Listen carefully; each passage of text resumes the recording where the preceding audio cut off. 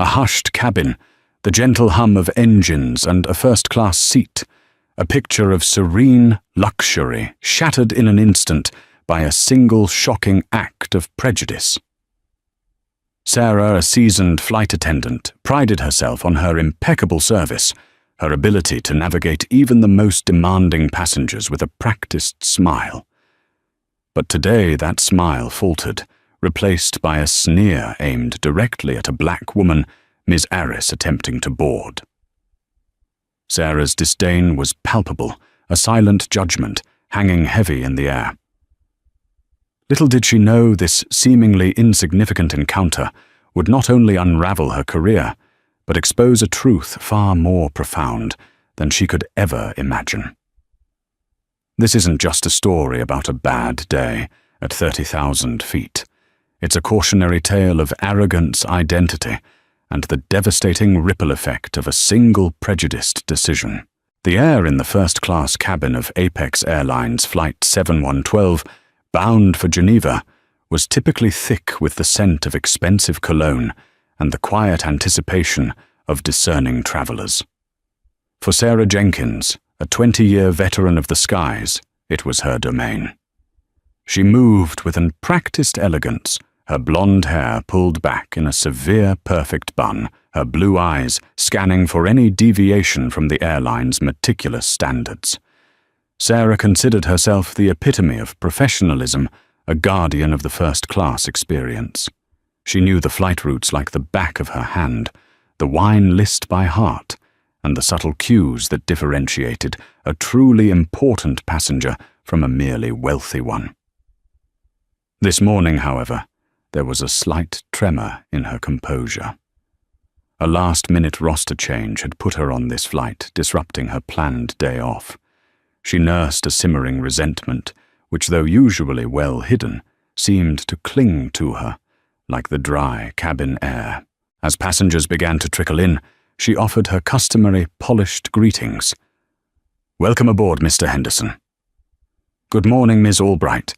Each interaction was a performance, a reaffirmation of her control. Then she saw her. Ms. Arris, a woman of striking presence, her dark skin a stark contrast to the pale grey leather of the boarding ramp, approached with a quiet confidence. She wore a tailored, deep sapphire suit that spoke of understated luxury, not overt flash. Her hair was styled in intricate braids, framing a face that held both intelligence and a hint of weariness. Miss Arris carried a single sleek leather briefcases and moved with an air of self-possession that to Sarah's jaded eye seemed almost defiant. A flicker of something unreadable crossed Sarah's face. She'd seen all types, of course, from the ostentatiously wealthy to the discreetly powerful. But there was something about Miss Arris, a quiet strength that rubbed Sarah the wrong way. Perhaps it was the almost imperceptible lift of Miss Arris's chin, or the way her eyes, dark and perceptive, seemed to take everything in without judgment. Or perhaps Sarah's own deeply ingrained biases, often unacknowledged, were simply rising to the surface. As Miss Arris reached the entrance to first class, Sarah extended her arm, not in welcome, but in a gesture that was subtly, yet undeniably blocking. Her voice, usually smooth as silk, was edged with a brittle formality. "Excuse me, ma'am. May I see your boarding pass, Miss Arris?" Paused, her expression unchanging, but a faint crease appeared between her brows. She retrieved her phone, displaying the digital boarding pass. "Good morning. My seat is 2A. Sarah's eyes flickered over the screen, lingering for a fraction of a second longer than necessary. 2A. A prime first-class seat, coveted by many, usually reserved for the airline's most valued clientele or the deeply connected. The name on the pass, Eris Thorne, seemed to jar with Sarah's preconceived notions. She imagined a Ms. Thorne to be different, lighter-skinned perhaps. More. What Sarah wouldn't have been able to articulate it, but the discomfort was there, a low thrumming beneath her professional veneer. She handed the phone back, her lips pursed. "Right this way, Miss Thorne." The words were uttered with a forced politeness that barely masked a subtle undercurrent of disapproval.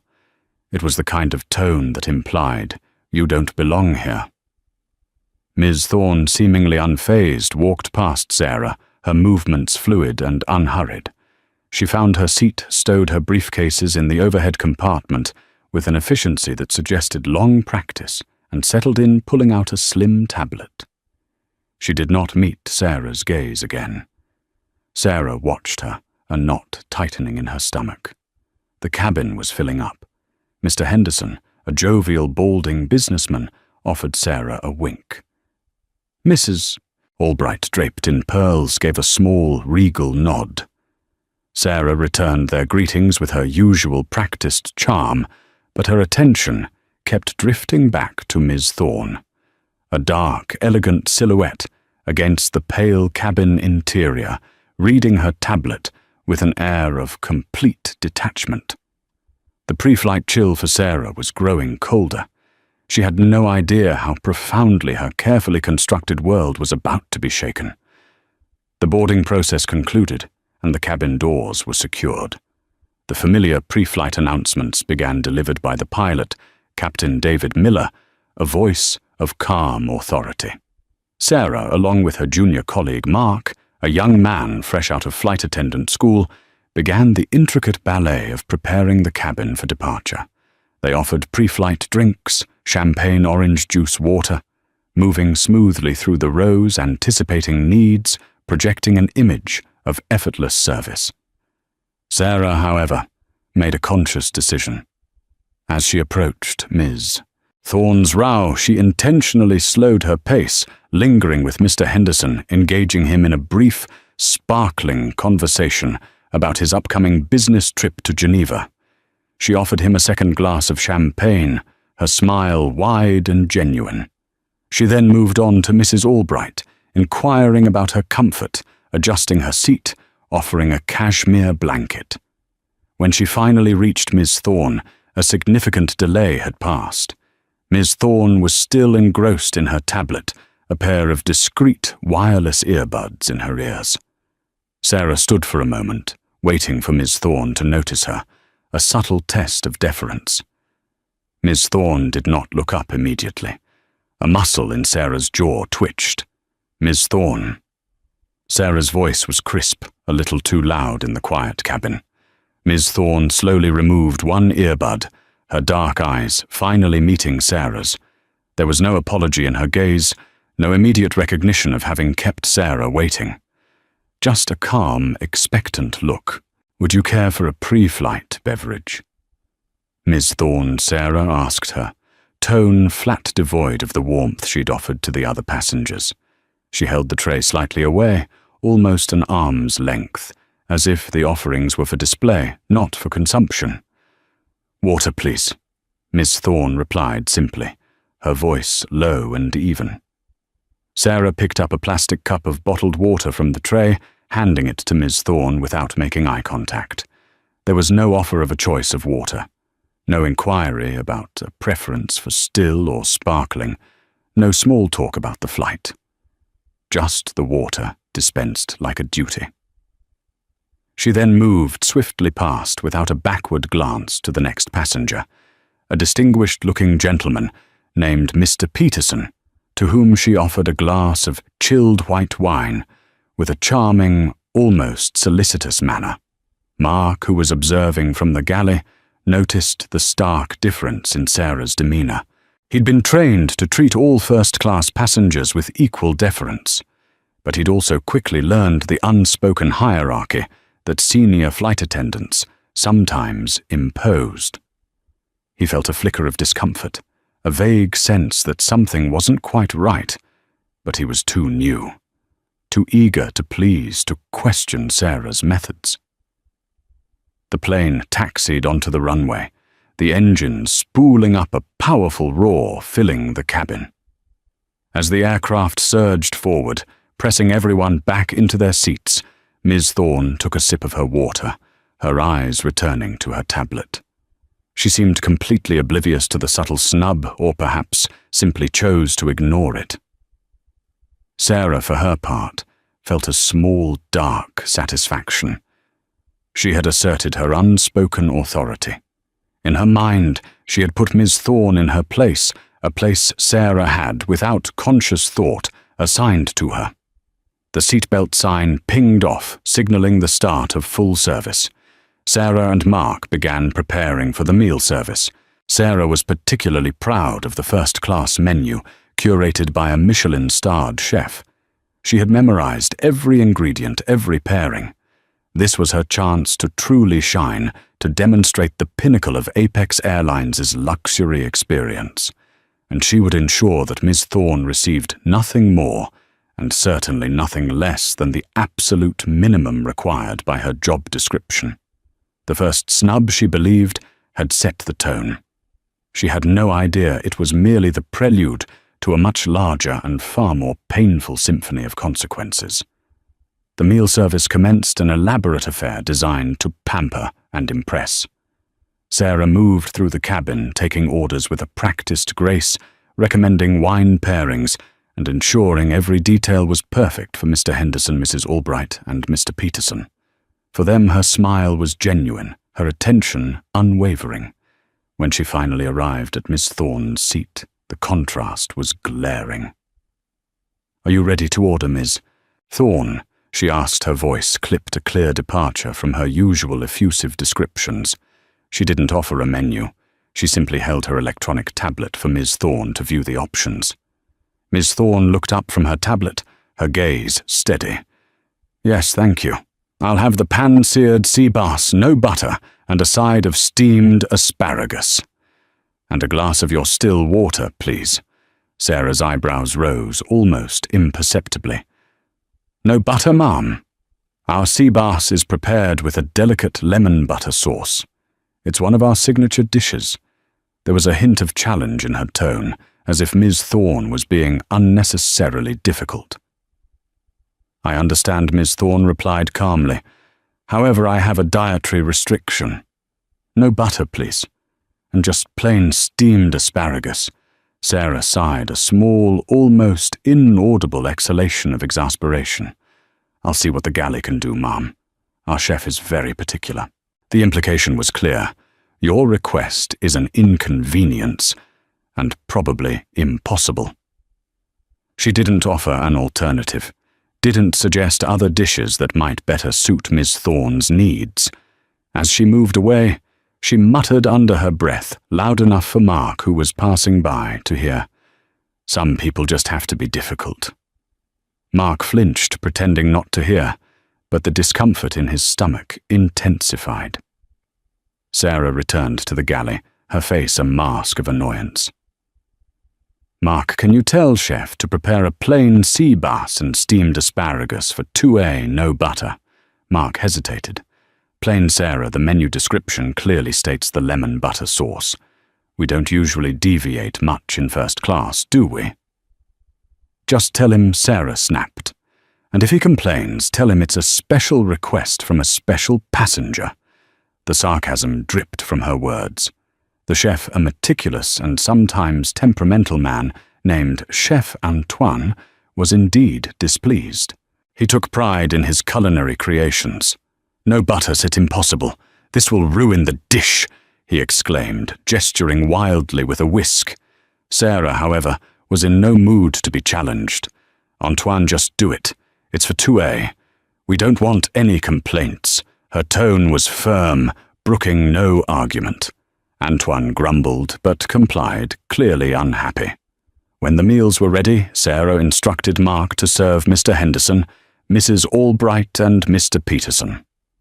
"I'll handle 2A, she said, her voice unusually tight. She picked up Miss Thorne's plate, which indeed looked rather stark compared to the beautifully plated sauced sea bass for the other passengers. She placed the plate before Miss Thorne with a thud that was just a fraction too loud. "Here you go, Miss Thorne. Your special order." Her tone was condescending, laden with thinly veiled disdain. Miss Thorne looked at the plate, then at Sarah, her expression unreadable. She picked up her fork, took a small piece of the fish, and tasted it. She then put her fork down. "Excuse me, Ms. Jenkins." "Sarah Jenkins." Sarah supplied her chest, puffing out slightly. "Ms. Jenkins." Miss Thorne continued, her voice still calm. "I believe I requested still water." She gestured to the glass beside her plate, which clearly contained sparkling water, the bubbles effervescing gently. Sarah glanced at the glass, her face flushing. "I apologize, Mum. It must have been a mistake in the galley." She didn't offer to correct it, immediately didn't pick up the glass. Instead, she stood there, arms crossed, waiting. Ms. Thorne's eyes held hers. "A mistake that seems to be happening rather frequently today. Wouldn't you agree, Miss Jenkins?" Her voice was still quiet, but there was an undeniable steel beneath the velvet. Sarah bristled. "I'm doing my best, Ma'am. We have many passengers to attend to." She felt a surge of indignation. How dare this woman question her professionalism? My request was simple. "Ms." Thorne said, her voice now even colder. "Still water. If you are unable to provide it, perhaps someone else can."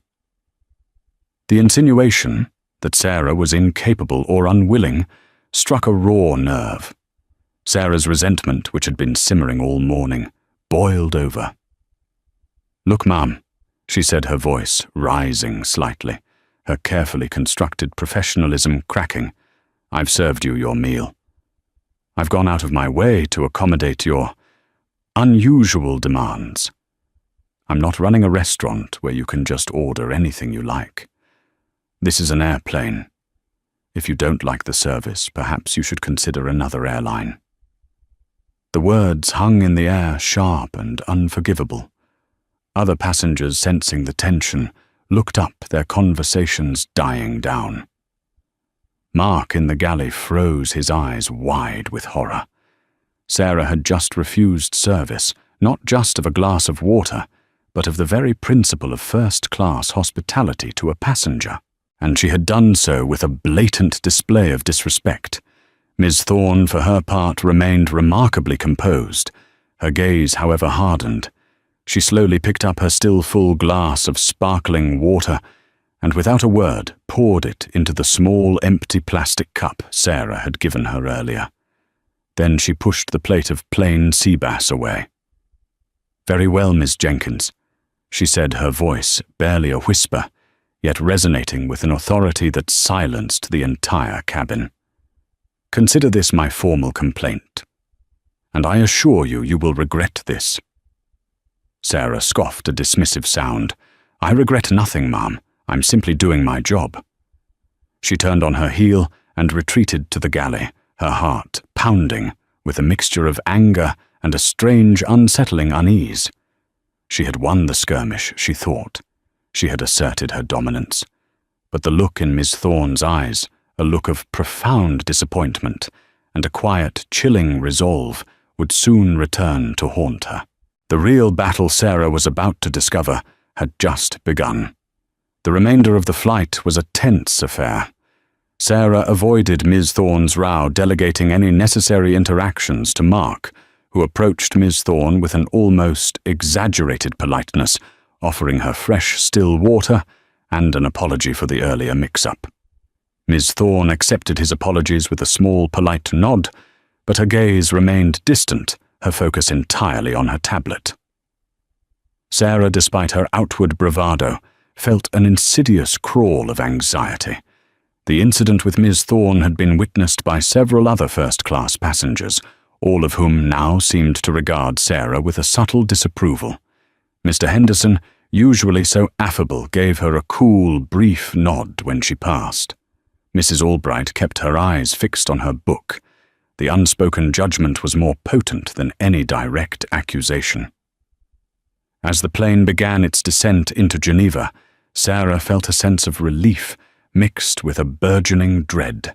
She had survived the flight, but Miss Thorne's parting words, "You will regret this," echoed ominously in her mind. Upon landing, the usual flurry of activity began. Passengers gathered their belongings, eager to disembark. As the first-class door hissed open, allowing the first few passengers to exit, a flurry of activity erupted on the jet bridge. Two impeccably dressed individuals, a man and a woman, both carrying official-looking briefcases, were waiting.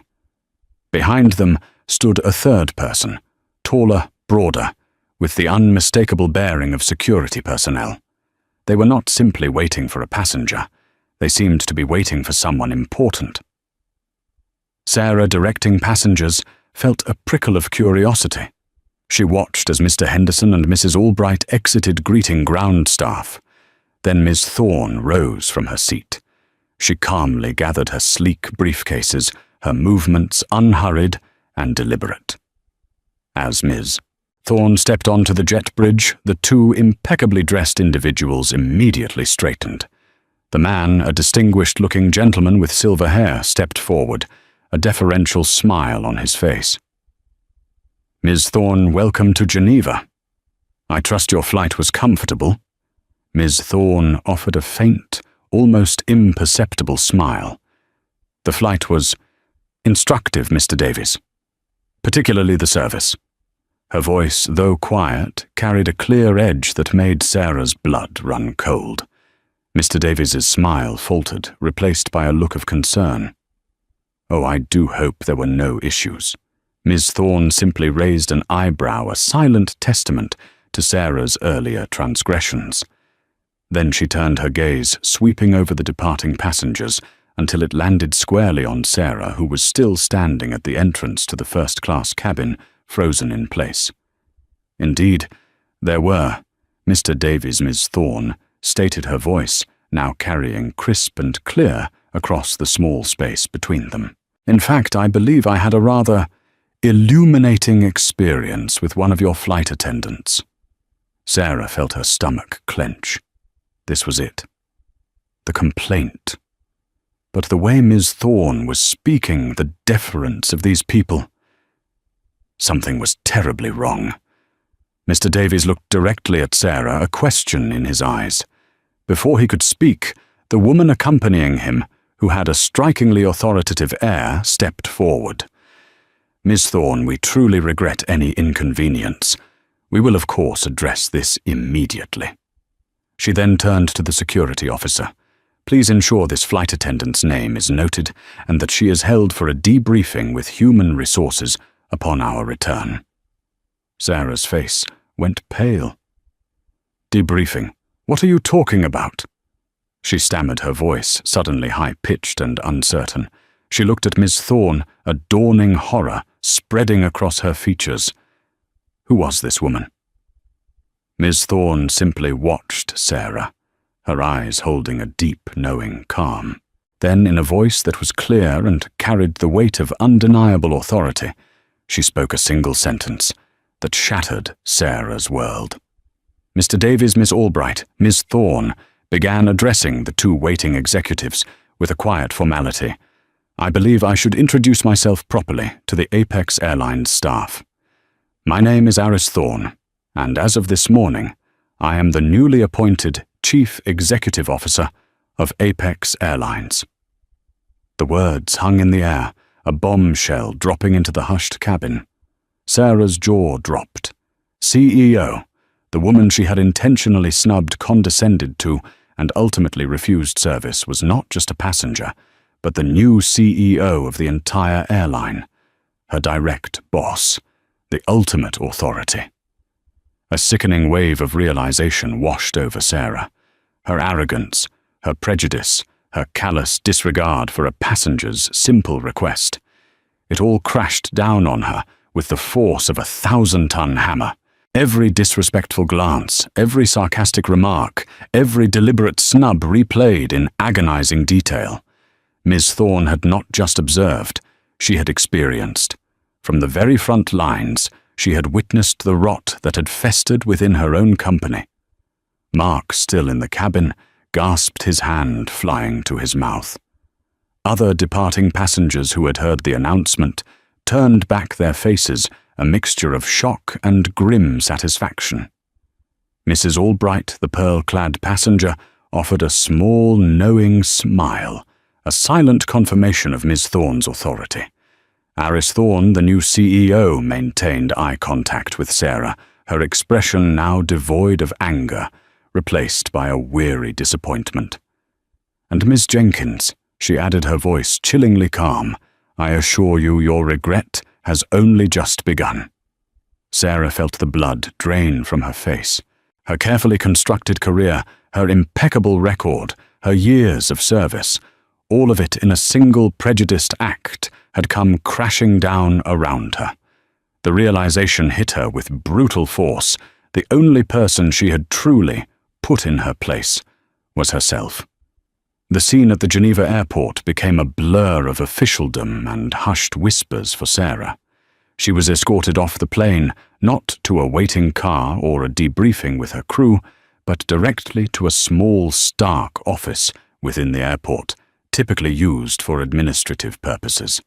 The two executives, Mr. Davies and Miss Albright, who was the head of corporate communications, not just a pearl-clad passenger, were waiting. Mark, looking utterly terrified, was also there as a witness. Sarah's mind raced a chaotic storm of denial fear and a dawning, terrible understanding. How could she have been so blind, so utterly, catastrophically wrong? The CEO of her airline, the woman she had treated with such contempt. Mr. Davies, his face grim, began the interrogation. "Ms. Jenkins, we have just concluded a preliminary discussion with Ms. Thorne regarding your conduct on Flight 712. His voice was low, devoid of any of his earlier politeness.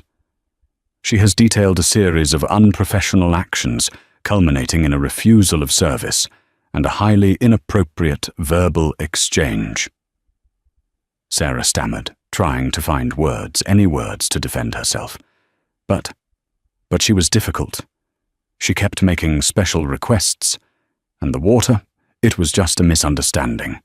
Miss Albright, her expression as hard as granite, interjected. Ms. Jenkins, Ms. Thorne, explicitly requested a plain, unbuttered sea bass due to a dietary restriction. A simple request that was met with open disdain and sarcasm. Furthermore, her request for still water was repeatedly ignored or deliberately mishandled. And your final remarks to her telling her to consider another airline if she didn't like the service are a blatant violation of company policy and a fundamental breach of hospitality. Sarah turned to Mark, desperation in her eyes. Mark, tell them she was being difficult, wasn't she? Mark, however, couldn't meet her gaze. He wrung his hands, his face pale. "Ms. Jenkins, Ms. Thorne, she just wanted still water. And the chef did prepare the fish, but you were very upset when you took her order." His voice was barely a whisper. He knew what he had seen, and he knew what was at stake. He couldn't lie for Sarah, not when the new CEO herself had witnessed everything. "You intentionally singled her out, didn't you, Ms. Jenkins?" Mr. Davies asked, his voice cutting through Sarah's flimsy defenses. "From the moment she boarded, you treated her with a level of disrespect you did not afford any other first-class passenger. We have multiple witness accounts to this, Ms. Jenkins, including other passengers who have already called our customer service line from the gate to express their shock at your behavior." Sarah felt a cold dread spread through her. Other passengers. Of course. The small, knowing smiles, the averted gazes. They had seen it all. Her carefully constructed facade of professionalism had shattered not just for Ms. Thorne, but for everyone. Why, Ms. Jenkins, Ms. Albright, pressed her voice, unwavering. Why did you treat our CEO with such blatant prejudice? The word prejudice hit Sarah like a physical blow. She recoiled. Prejudice. No, I'm not prejudiced. I treat everyone the same. The denial was automatic, instinctive. But even as she said it, a tiny, insidious voice in her head whispered, "Is that true?" Mr. Davies leaned forward, his eyes piercing. Miss Thorne is a highly respected business leader, known for her integrity and her commitment to diversity. She specifically chose to travel incognito on this flight to gain an unfiltered perspective of Apex Airlines operations, particularly in customer service. She wanted to see if the standards we preach are actually upheld on the ground, or rather in the air. And what she found Ms. Jenkins was deeply disturbing. Sarah felt tears sting her eyes, not of remorse but of self-pity and utter humiliation. Her 20 years of service, her perfect record, her pride, all of it was crumbling. Effective immediately, Ms. Jenkins, you are suspended without pay. Pending a full internal investigation, Ms. Albright announced, her voice leaving no room for negotiation. Your security badge and all company property are to be surrendered now. You will be flown back to our headquarters in New York on the next available commercial flight in economy class. A full report will be forwarded to your union representative. However, given the severity of the allegations and the direct testimony of our chief executive officer, I strongly advise you to prepare for the termination of your employment. The words hung in the air, a death knell for her career. Suspended. Terminated. Economy class. The irony was a bitter taste in her mouth. She, Sarah Jenkins, Queen of First Class, would be relegated to the back of the plane, stripped of her dignity, her position, her entire identity. All because of a few seconds of unchecked prejudice, a few snide remarks, and a deliberate refusal of service to a woman she had deemed unworthy. The hard karma, as Miss Thorne had promised, was already beginning its devastating work. Sarah's return flight to New York was a long, agonizing journey in the cramped confines of economy class. Every bump of turbulence, every crying child, every uncomfortable shift in her seat felt like a deliberate punishment. She saw junior flight attendants, people she had once trained, moving confidently through the cabin, and she felt a wave of shame so intense it made her physically sick. She, who had once glided through the first-class aisle like royalty, was now just another face in the anonymous crowd, her future hanging by a thread. Upon arriving at Apex Airlines headquarters, the ordeal continued. Sarah was immediately ushered into a meeting with her union representative, Ms. Reynolds, a no-nonsense woman with a weary but determined expression. Across the table sat Mr. Davies, the head of human resources, and Ms. Albright, the head of corporate communications, both looking distinctly unyielding. Ms. Jenkins, this is a serious matter. Ms. Reynolds began, her voice low. Ms. Thorne's report is comprehensive, detailing every interaction, every perceived slight. She even has corroborated statements from other first-class passengers who witnessed your behavior. Sarah slumped in her chair. I don't know what to say. It was a mistake. I was having a bad day. Mr. Davies scoffed. A bad day doesn't excuse racial prejudice, Miss Jenkins. Miss Thorne has made it very clear that your actions were not merely rude, but discriminatory. She felt targeted because of her race. No, that's not true. Sarah cried out, tears welling up in her eyes. I never even thought about her race. I thought she was being difficult, like some passengers can be. Miss Albright leaned forward. Miss Jenkins, let's be frank. Your interactions with Miss Thorne were starkly different from your interactions with the other first-class passengers, all of whom were white. You offered them personalized service, warm smiles, and attentive care. To Ms. Thorne you offered minimal service sarcasm and ultimately outright refusal. The pattern is undeniable. Ms. Thorne did not just feel targeted, she was targeted. The weight of their words was crushing. Sarah had always prided herself on being colorblind, on treating everyone equally. But now, under this intense scrutiny, she was forced to confront the uncomfortable truth that her actions had betrayed that self-image. The unconscious biases, the subtle assumptions she had made about Miss Thorne were laid bare for all to see. The internal investigation proceeded with chilling efficiency. Her entire service record was reviewed not just for formal complaints, but for any subtle patterns. Colleagues were interviewed. Mark, though hesitant, confirmed the facts of the incident. Other flight attendants, too afraid to openly accuse Sarah, before now cautiously shared anecdotes of her occasionally dismissive attitude towards certain passengers, particularly those who didn't fit her narrow, unspoken criteria of first-class material. The culmination came a week later. Sarah sat alone in the stark HR office, her union representative by her side. Mr. Davies delivered the verdict, his voice flat and unemotional. Ms. Jenkins, after a thorough review of all evidence, including witness statements and your own testimony, Apex Airlines has decided to terminate your employment effective immediately.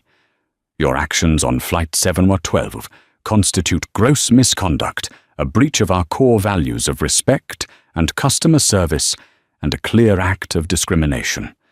Apex Airlines has zero tolerance for such behavior, especially from senior staff members.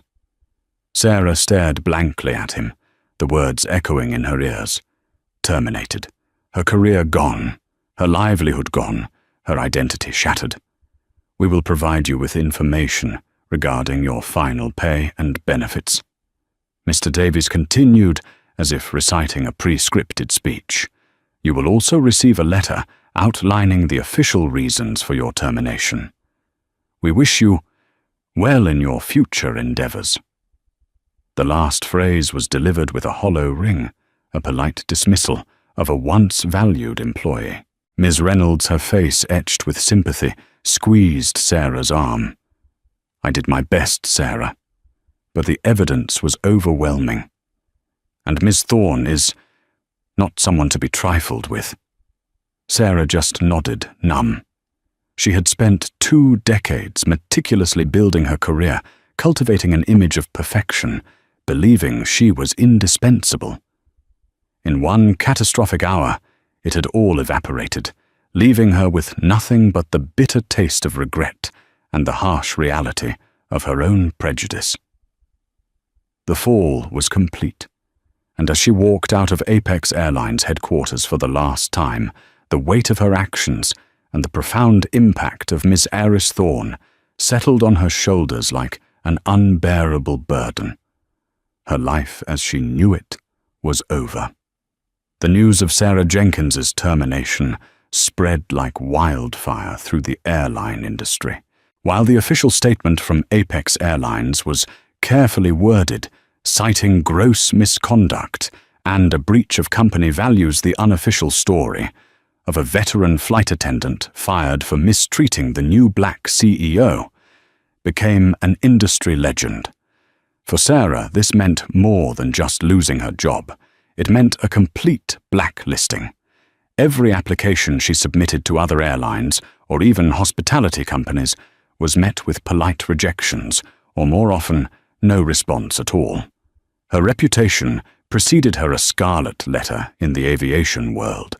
The financial repercussions were immediate and brutal. Without her substantial salary and benefits, Sarah struggled to maintain her affluent lifestyle. Her meticulously curated apartment, once a symbol of her success, became a source of anxiety. The designer clothes, the expensive vacations, all were luxuries she could no longer afford. She was forced to sell her car, downgrade her living arrangements, and cut ties with many of her former friends, who, sensing her downfall, slowly distanced themselves. But the karma went deeper than just financial ruin. Sarah found herself haunted by the image of Iris Thorne. Not Miss Thorne, the CEO, but Ms. Thorne, the passenger, the woman whose calm demeanor she had misread as arrogance, whose quiet strength she had interpreted as defiance. She remembered the unwavering gaze, the polite request for still water, the measured, dignified response to Sarah's contempt. Sarah began to replay every interaction, every subtle cue she had missed, every prejudice she had unconsciously harbored. The incident forced Sarah into a painful, uncomfortable introspection. She began to see her own biases, not just in that single incident, but in a lifetime of assumptions and judgments. She remembered how she had often categorized people based on appearance, accent, or even the brand of their luggage. She had built a fortress of superiority, believing her experience and position granted her the right to judge others. Now that fortress had crumbled, leaving her exposed and vulnerable. One day, months after her termination, Sarah was working a low-wage job as a cashier in a small grocery store, a stark contrast to her former life. She was ringing up a customer, her movements slow and automatic, when she overheard a television in the break room playing a news segment. It was a profile on Aris Thorne, the new CEO of Apex Airlines. The reporter spoke of Ms. Thorne's visionary leadership, her commitment to diversity and inclusion, her impressive turnaround of the struggling airline. They showed footage of her speaking at conferences, her eloquence and intelligence shining through.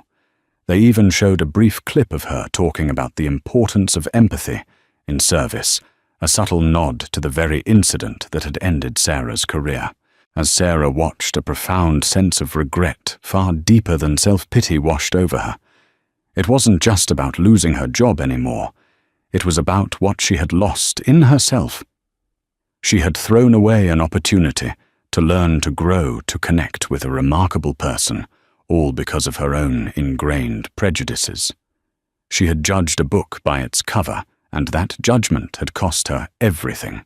The hardest karma, Sarah realized, wasn't just the financial ruin or the blacklisting. It was the crushing weight of knowing she had been wrong, profoundly and irrevocably wrong. It was the constant gnawing regret of having let her own biases dictate her actions, leading her to mistreat a woman who deserved nothing but respect. It was the inescapable truth that she had been the architect of her own downfall, and that the person she had truly wronged was not just Miss Thorne, but herself, by denying herself the opportunity to be a better, more understanding human being. Her once meticulously ordered world was now in disarray, a direct consequence of her actions. Sarah Jenkins, the impeccable flight attendant, was gone.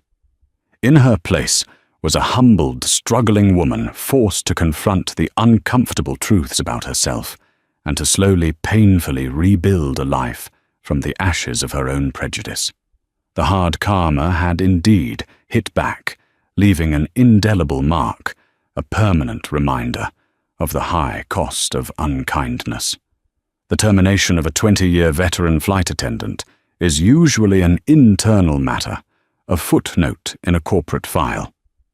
Sarah's firing, however, was destined for a different fate. Within a month, the story leaked.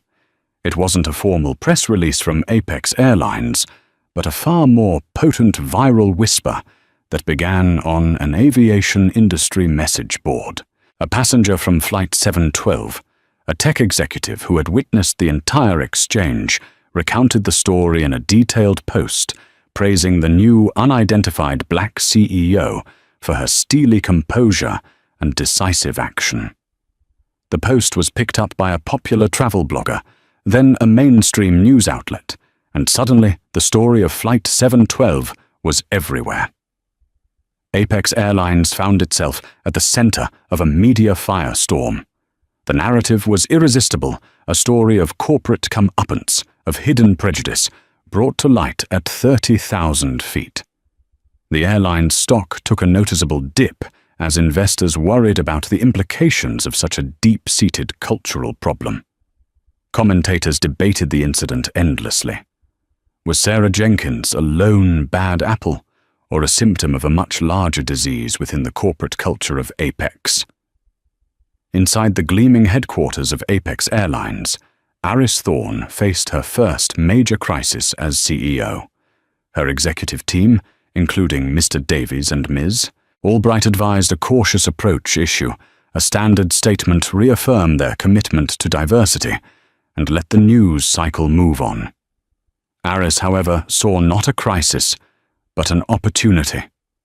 A painful public, but ultimately necessary one. She had not sought this exposure, but now that it was here, she would not waste it. Instead of hiding, she stepped directly into the spotlight. She called a company-wide town hall, a live-streamed event for all 80,000 Apex employees, from baggage handlers to pilots. Standing on a simple stage, not behind a lectern, she addressed them directly. "Good morning," she began, her voice calm and resolute. "Many of you have read the stories circulating about an incident on a recent flight to Geneva. I am here to tell you that those stories are true. I was that passenger." A collective gasp rippled through the live audience, and undoubtedly across the thousands of screens tuned in. "I will not name the employee involved," Aris continued, "because this is not about shaming one individual. That individual has faced the consequences of her actions. This is about us. It's about who we are as a company and who we want to be. The service I received that day was not just poor. It was rooted in a prejudice that is unacceptable not just at Apex Airlines, but anywhere. It was a stark reminder that a mission statement on a wall is meaningless if it isn't lived by every single one of us, every single day with every single passenger." She paused, letting the weight of her words sink in. That flight was a painful experience, but it was also the most valuable business trip I have ever taken. It showed me the truth. It revealed a gap between the promise of Apex and the reality. And today, we begin the work of closing that gap. Permanently. In the weeks that followed, Aris Thorne unveiled the Apex CARES initiative. The acronym stood for Compassion, Accountability, Respect, Empathy, and Service. It was not just another corporate training module. It was a fundamental overhaul of the company's culture. The initiative, internally nicknamed the Flight 700 Project, was sweeping. Every single employee from the C-suite down was required to attend mandatory intensive unconscious bias and empathy training led by top experts in the field. Hiring practices were revamped to promote greater diversity at all levels. A new anonymous reporting system was established for employees and passengers to flag discriminatory behavior without fear of reprisal. Furthermore, Aris institutionalized her own incognito travel. A new view from 2A program required every senior executive to fly commercial in various classes, unannounced, at least once a quarter, and submit a detailed report on their experience. The message was clear: leadership would no longer be insulated from the customer experience. And what of Mark, the junior flight attendant who had witnessed Sarah's downfall? He was called into Mr. Davies's office, expecting the worst. Instead, he was commended for his integrity during the investigation. Aris Thorne had personally reviewed his file and noted his professional and empathetic conduct after Sarah's outburst. Mark was placed on a management track, becoming an internal champion for the CARES program, his story serving as a quiet example of doing the right thing even when it's difficult. For Sarah, this public transformation of Apex Airlines was a unique form of torture. From her small, sparse apartment, she watched the company she had dedicated her life to being reshaped by the very incident that had destroyed her. Her personal catastrophic failure had become a celebrated case study in corporate reform. News articles lauded Aris Thorne's bold leadership. Industry magazines wrote glowing pieces about the CARES initiative. Every mention was another twist of the knife. She wasn't just a disgraced former employee. She was the ghost that haunted Apex's past, the symbol of everything the new Apex was striving not to be. Her name was never mentioned, but she was the unnamed antagonist in a corporate redemption story playing out on a global stage. The karma was not a single event, but a continuous grinding echo of her failure amplified 1,000 times over, ensuring that she could never truly escape the consequences of that one fateful flight. 3 years passed. The world moved on as it always does. Apex Airlines, under the leadership of Aris Thorne, had flourished. The CARES initiative was a resounding success, not just in terms of public relations, but in tangible metrics. Customer satisfaction scores soared, employee morale improved, and the airline became a model for corporate responsibility. Aris Thorne was a celebrated CIO, a titan of the industry. Sarah Jenkins's world, in contrast, had shrunk. The initial years had been a brutal descent into financial and emotional turmoil. She had lost her apartment, exhausted her savings, and worked a series of soul-crushing temporary jobs. The shame was a constant companion, a heavy cloak she could never take off. But time and the harsh necessity of survival had a way of grinding down her pride and anger, replacing it with a quiet, weary acceptance. She eventually found a stable job as an assistant manager at a mid-sized grocery store in a quiet suburban town far from the city.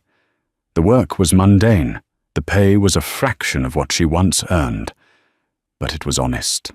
For the first time in years, she felt a sliver of purpose. She learned the names of the regular customers, she helped elderly shoppers with their bags, she treated her staff with a patience and kindness that would have been alien to the Sarah Jenkins of Flight 712. Humility, she had learned, was not a weakness, but a strength forged in the fires of failure. One rainy Tuesday evening, Sarah was restocking a shelf in the organic foods aisle. It was late, the store was quiet, and she was lost in the repetitive rhythm of her task. She heard a shopping cart approach, its wheels squeaking softly on the linoleum floor. Without looking up, she said, "Can I help you find something?" A low, familiar voice replied, "No, thank you. I think I've found it." Sarah froze. The voice.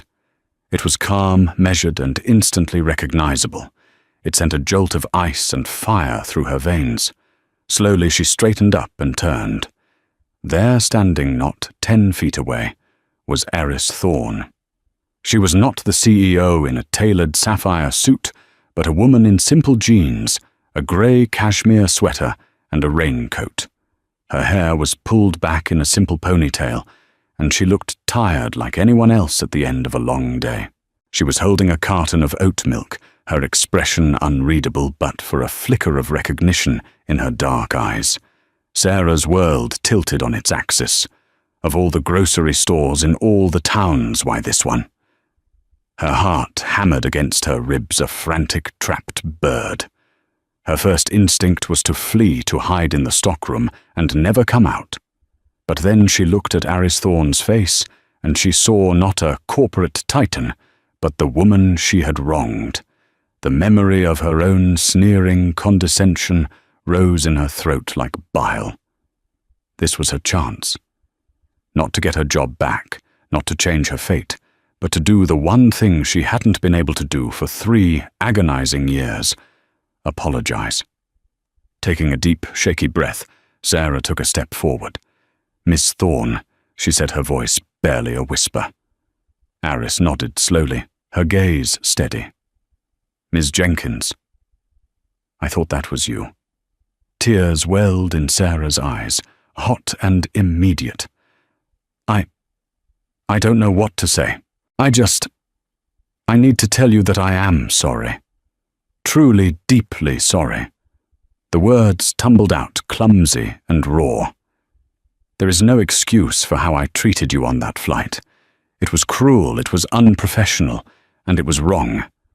I was arrogant, and I was prejudiced, even if I couldn't see it in myself at the time. What you did, having me fired, it was the right thing to do. It was a hard lesson, but one I desperately needed to learn." She looked down at her hands, red and chapped from her work. "I lost everything, but in a way I found something too. I found humility. I just wanted you to know that. Not for your forgiveness, because I don't deserve it, but for my own peace. I am sorry for the disrespect I showed you and for the pain I caused."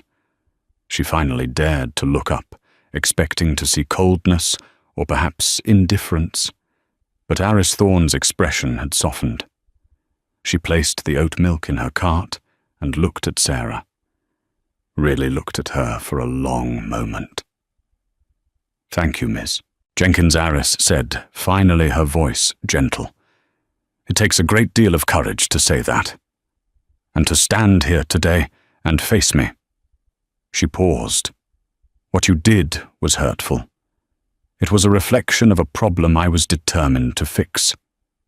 But I see now that the person standing in this aisle is not the same person who served me on that plane." She offered a small, sad smile. "We all have the capacity for growth. It seems you have found yours. I wish you peace as well, Sarah." Using her first name was a simple act, but it felt like a profound gesture of grace. Aris gave a slight nod, then pushed her cart past Sarah and continued down the aisle. Sarah stood frozen, the echo of her name hanging in the quiet air. There was no grand reconciliation, no offer of a second chance. Her old life was not magically restored. But as she watched Aris Thorne disappear around the corner, a tremendous weight lifted from her soul. The hard karma had run its course, not ending in perpetual punishment, but in the painful, purifying crucible of atonement. For the first time in 3 years, Sarah Jenkins felt a glimmer of a future, not as the woman she was, but as the woman she was becoming. The story of Sarah Jenkins and Aris Thorne is a stark reminder that our actions, however small they may seem, can have monumental consequences. Sarah's prejudice disguised as professionalism led to her downfall, not just professionally, but personally. It serves as a powerful cautionary tale about the insidious nature of unconscious bias and the devastating impact it can have not only on the person targeted, but on the perpetrator themselves. Aris Thorne, the CEO, demonstrated remarkable composure and quiet strength, turning a moment of injustice into an opportunity for accountability and change within her organization. Her experience highlights the critical importance of leadership by example and the need for genuine empathy in all interactions, especially in customer service. This story urges us to look beyond superficial appearances, to challenge our own preconceived notions, and to remember that true dignity lies in how we treat others, regardless of their background or perceived status. What truly makes this a real-life story is its resonance with countless everyday experiences, where assumptions and biases lead to unfair judgments and missed opportunities. Let this be a call to action, to cultivate kindness, practice empathy, and be mindful of the ripple effect our choices create. If this story resonated with you, please like this video, share it with someone who needs to hear this message, and subscribe to our channel for more compelling narratives that explore the human condition.